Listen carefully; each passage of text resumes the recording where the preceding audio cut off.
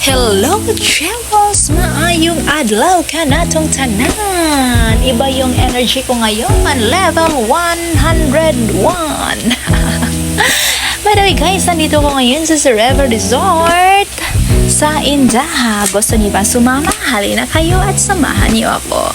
Okay, pagbukas ko lang ng pintuan, ako ay napamangha kasi napakaliwalas talaga ng kanilang paligid. Tingnan niyo yung mukha ko, nahihirapan yan kasi gusto ko talaga yung habang nabibili nagsasalita, pero Lord, hindi ko talaga kinaya. So ito naisipan ko na lang na mag voice over. Ayan na, uupo na si Madam na walang pera. At alam niyo ba, nandito lang yan sa Pinas, yung tinatawag kang Madam pero wala ka naman talagang pera. Ay, meron pala, pero yung pamasahe lang.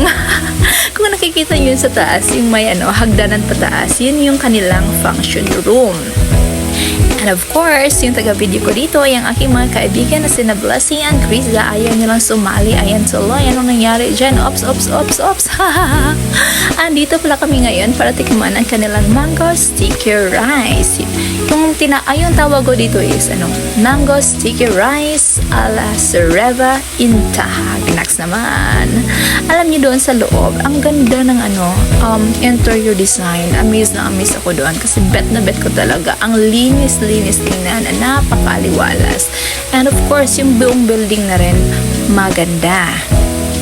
Pagkatapos namin kumain, ayan na si Inday, umupo-upo dyan, at tapos siya ay rarampa. Ops, saan ka ba pupunta?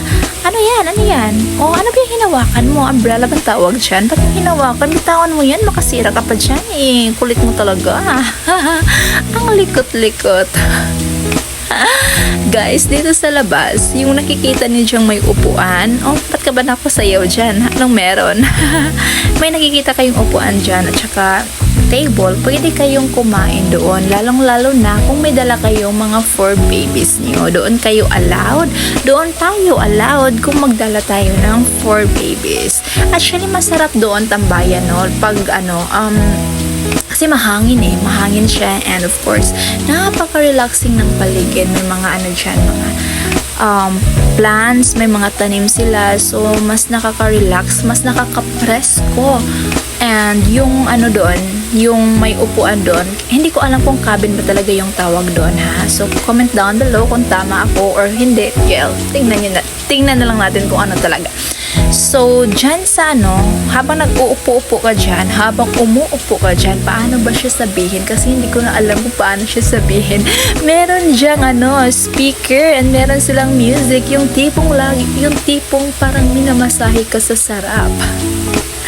Next naman, joke. Yun bang yung nag-aantay ka pang palipas oras? Yun.